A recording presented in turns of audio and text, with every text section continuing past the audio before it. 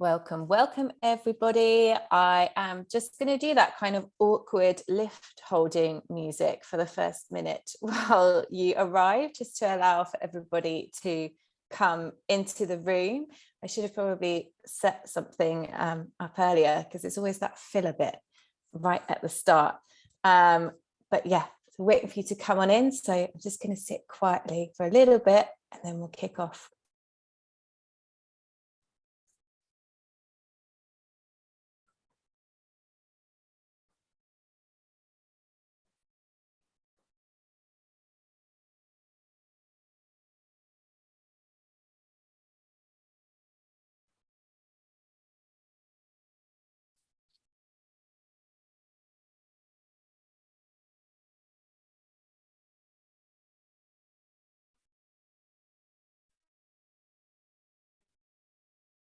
Okay, so today we're going to talk about how to write your PR plan. And I'm just actually going to start off with a little ABC welcome introduction that you can borrow for when you introduce yourself. So A would be attention. So my attention is, hi, I am Lucy Werner. Your B would be your benefits. So today the benefit is we're going to learn really simply how to put a PR plan together. For this focus of this one, I'm thinking about for the next sort of 3 to 6 months, because we might have a particular focus on our business at this time we're looking at. And C, so when you're doing your introduction, you might have your credentials or your call to action. So my credentials are, I've worked in PR and publicity for 20 years. I've written a book called Hype Yourself. In the last 8 years, I've run my own consultancy. And I've also focused in the last 2 years on hypeyourself.com off the back of my book on teaching entrepreneurs and small business owners how to do DIY, PR and brand building for themselves. So hopefully you're in very safe hands today. I will be talking for 20 minutes with as many practical tips and takeaways as I can on putting a little PR plan together. And then I will leave space for 10 minutes at the end for Q&A. Please feel free to put your hand up if you did want to come on, or save your question for the end and pop them in the chat. And without further ado, let's get going.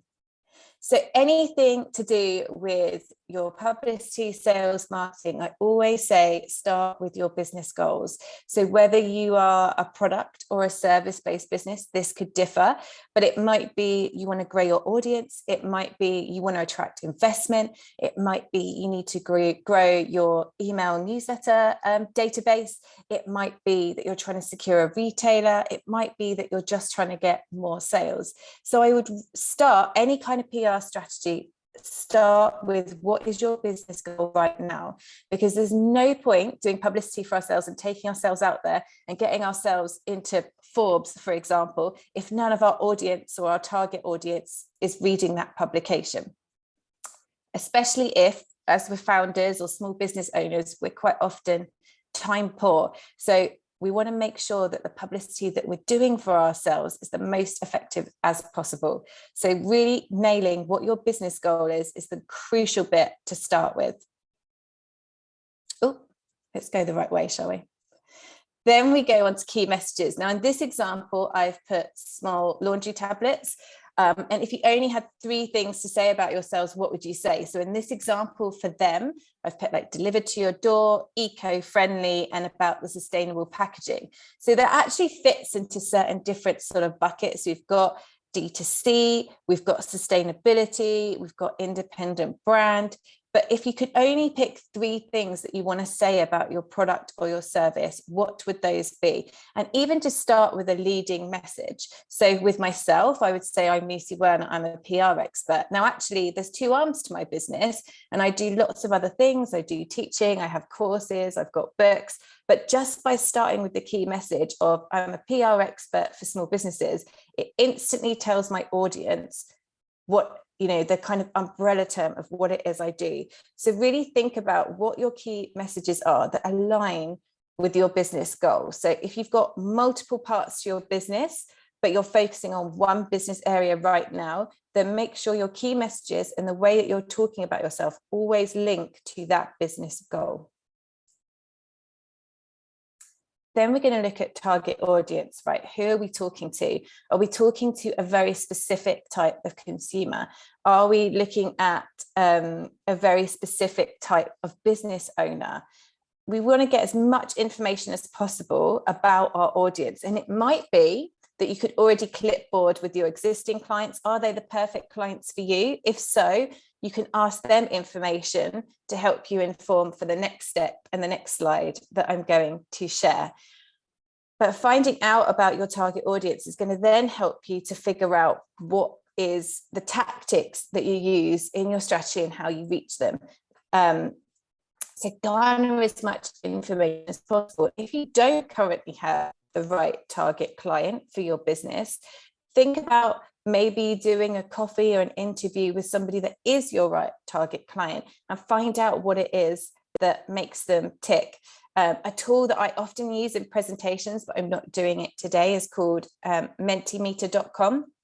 And you can actually use a word cloud function to ask your audience specific questions and get them to use the language of what their challenges are. When you know this, it then helps you with your key messaging and your comm strategy to be able to serve the language of the challenges back to them. Because at the end of the day, when it comes to publicity and marketing, we kind of want to stop selling and actually start sharing and sharing stories and using that language and examples that resonates with our audience. So then we're going to look at what I call target media, which is where are they playing? So once you've found your ideal client or customer, where are they consuming information? Which social media platform are they on? Are they using newsletters? Are they listening to radio? Are they reading lifestyle publications? Are they attending events? Also, play to your strengths. So if you know that you're really good at speaking, think about which podcasts they might be listening to or what radio shows they might be listening to. If you're really good at writing or you feel confident in writing, or you have somebody that can ghostwrite for you, you might want to think about placing thought leadership or opinion pieces. So I would sit down and write a map, a media map, all the different places and spaces that your audience are at. And again, going back to your target audience in the last slide, you might want to ask them and do some research because there might be some really surprising results in the type of media publications or events that they're going to. Particularly if you're in a bigger city or close to a bigger city, sometimes co-working spaces or other events can be a really great way to talk about your product or service and attract a new audience. So once you've got this target list, again, as we're founders, we're small business owners, we are quite often limited on time. So I always say, pick your top 5. And it could be that you have one radio show, one magazine, one TV slot, and one podcast, or you might have 5 podcasts only that you're going after, and then study them. So once you've picked that place you want to be in, it's so much more powerful for you to make connections with the journalists or the researchers or the producers of those shows so that you can actually figure out how to do a tailored pitch. So let's think about when somebody approaches you on LinkedIn or cold emails you. Let's say in this example, they're an apprentice, right? Or they want an internship with you. You can instantly tell the difference between somebody who's approaching your business and knows everything about you and has shown an interest, demonstrates the product or service who's applying, versus the person who's just got their CV and sent it out to 300 people. And doing PR is very similar. I don't think you need a press release when it comes to talking about your product or services. I think you need a good pitch at the right time and at the right moment. So studying these places is going to really help you because you're going to know what's the name of the column, what are the sort of angles that they are talking about, what have they just recently covered that you really enjoyed that maybe you could mention when you're doing an email pitch. So focus on your top 5 and spend some time studying them. Make connections with them on LinkedIn. Twitter is also a really good space for finding media, looking at the hashtag journo request. And then you can actually see media putting call outs for information. Then the next thing to do in your PR strategy is to look at both internal and external events. This goes back to the why now point that I mentioned earlier. So it might be that you have internally, you might have a launch date of a product, you might have an anniversary, you might have a tipping point where this is where you make £1 million in sales, or it's your millionth customer, or even it's just your first 100 customer, or whatever it is, like a big turning point. It's the day that you receive investment. Get all the key internal dates written down, because this gives you a lot of why now reasons to promote and talk about your business. Externally also works really powerfully for media and podcast hosts, researchers, events, because you're giving them that reason of why it's relevant. So national news hit days, when things are being discussed in government, for example. Maybe you're looking at some key dates, key research is going to be released that is related to your business, and you as a founder or an expert in that subject matter can comment on that subject area. Take some time to really craft out those key dates, and then this is going to then help you when it comes to giving the reason of why it's relevant for somebody to be writing about you at this moment in time. Then crisis PR. So you always want to be one step ahead. What is the worst thing anybody could say about your product or service? What could somebody find out about your business that might later on cause you some trouble? I encourage everybody, it doesn't matter how big or small your business is, to sit and write a Q&A section for your business that answers anything that you could get asked that you might think could be troublesome later on. The reason why, doesn't matter how harmless your business is, that you want to have a crisis document prepared, is because in the eye of a media storm, you don't want to be scrambling around with high emotions to be responding to a packaging or a distribution issue. So just think about the worst sort of things that you could go wrong in your business and get the Q&A prepped. Then should you ever be in that situation, you have something already ready as a basis to start forming your response.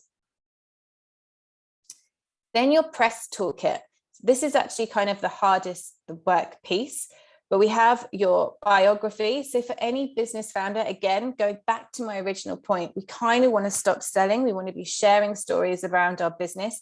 And if you are asked to host a lunchtime learning session like I am today, or speak on a panel, or be on a podcast, the very first thing they're going to ask you for is your biography. So I would think about getting a biography together for yourself outside of your business that's no more than 100 words.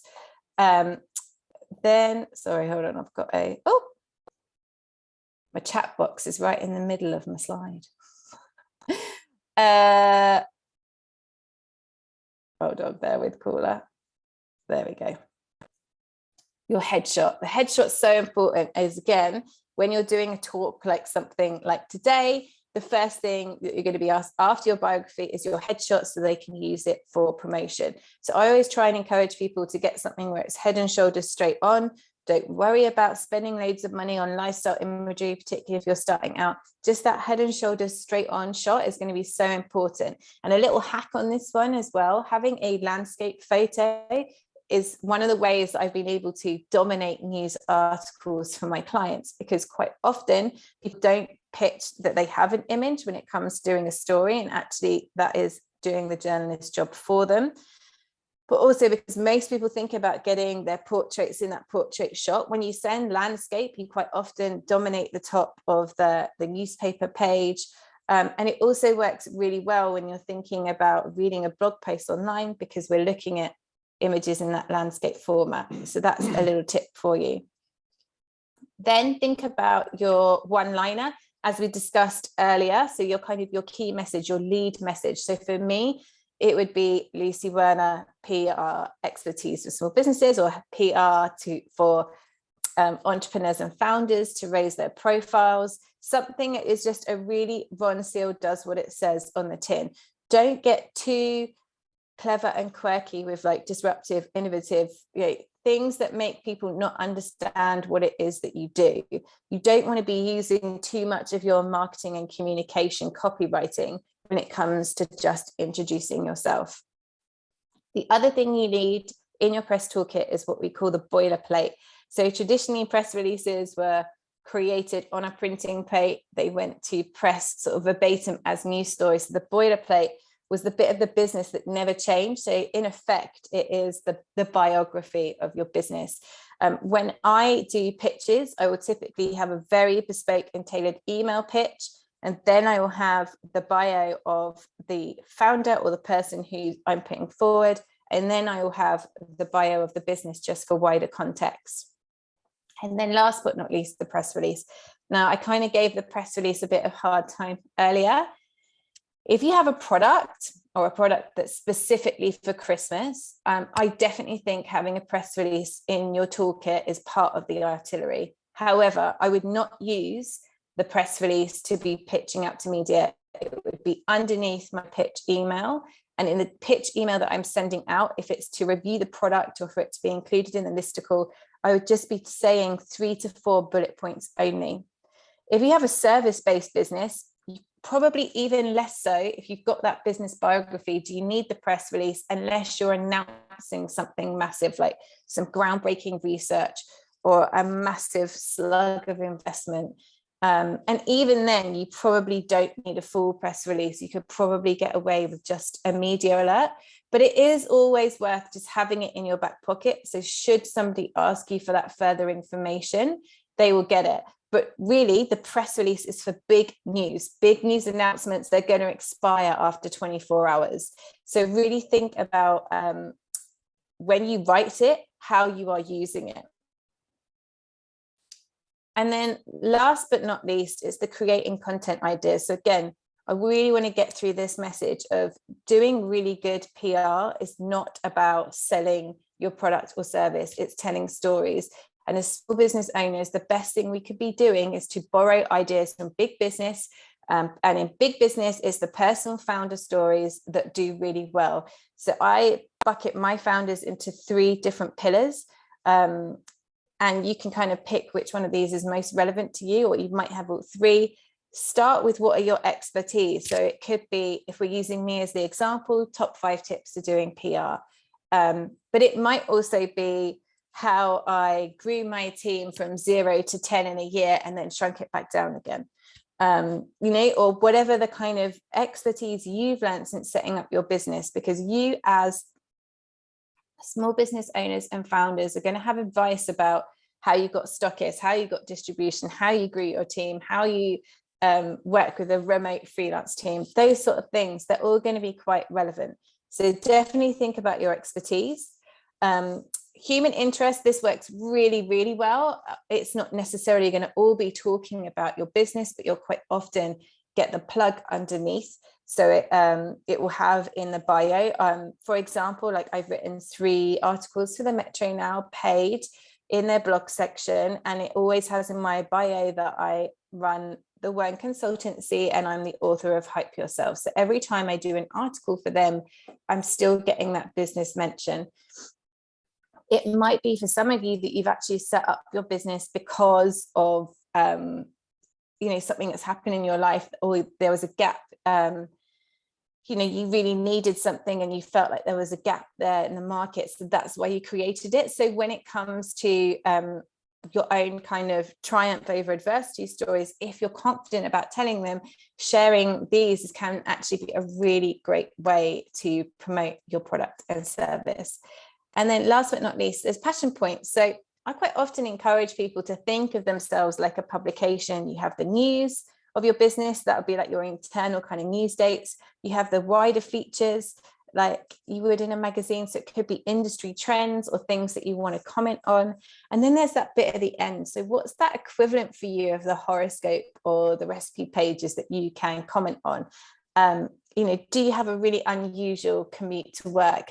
Do you play bingo as a way to unwind with your local pensioners? What is it that you do that kind of relates to what your job is, that you feel confident about sharing? It doesn't have to be about talking about our partners or showing the inside of our house or what we've been eating for lunch, but those bits that show a bit of your personality.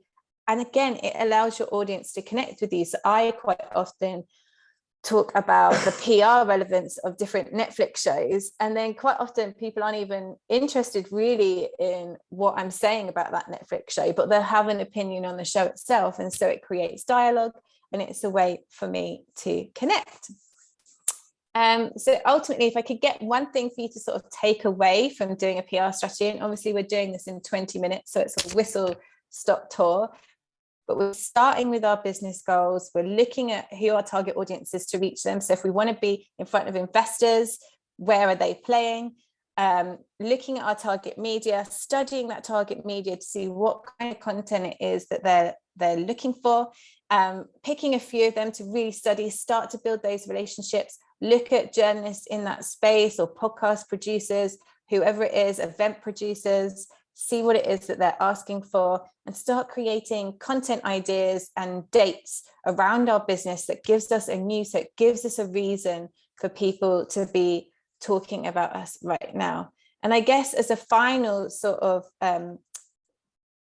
takeaway, really, for me, PR is not just promoting yourself to journalists. It's everything you do in the public eye. So it's what you say on LinkedIn, is how you open the door for somebody at an event. You know, we live in a very digital world now, and whether we like it or not, we all have a personal brand. If you Google your name, that is going to be what the person, you know, looking to work with you is going to find out about you and your business. So whether or not you want to control that is really down to you. But I think taking ownership of a little bit of DIY PR is a great way to do that. And a final thought, you know, if we don't have big corporate budgets, we don't have to worry about that big shiny go button for launch. It's actually just about consistency. And in the kind of promotional race, it's really like the boring and dull people who win, who just can keep consistently sharing that key message, keep sharing what it is that they do, telling personal stories, connecting with their audience, and doing brand building all the time for themselves. So I hope that helped and gave you some ideas of how you could bring a PR strategy into your work. And I will now leave space for Q&A. I'm just going to stop the share on the slides.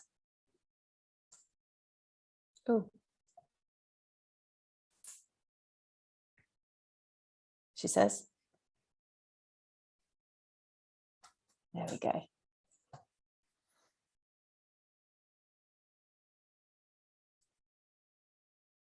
Someone said, can I show an example of the toolkit? So I don't have an example to hand of all the different things of the biography and the press release, but I do have that in my book, Hype Yourself, or if you go to the freebies section on my website, hypeyourself.com, there are downloads there with templates. Somebody else said, what is advertisement by word of mouth? So an advertisement is actually typically something you pay for, which isn't PR. So if somebody is asking you to pay for something, that is advertising. PR is all public relations, so it's all it's what's in the public domain. So it isn't necessarily you wouldn't necessarily get advertisement by word of mouth. It would be word of mouth would be something separate to that. It's kind of when somebody sees you and then talks about it. So word of mouth is quite, you know, when somebody reads my book, for example, and then tells somebody else about it, or they recommend it to their book club. That would be an example kind of word of mouth. Felix has asked, where can I watch this seminar again? And the Purposeful Project, who are hosting this today, are actually going to share this on all of their channels. And I believe that everybody who signed up is sent a link to the recording as well, so you can watch it back.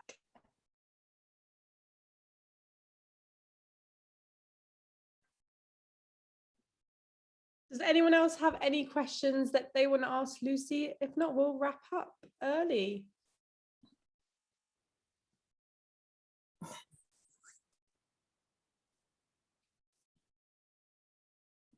Great. Well, thank you so much, Lucy. I know you're feeling a little bit rough today. So I really appreciate you doing this masterclass for us today. Just to reiterate, the recording will be up on our YouTube channel later today. I will send a link to everyone.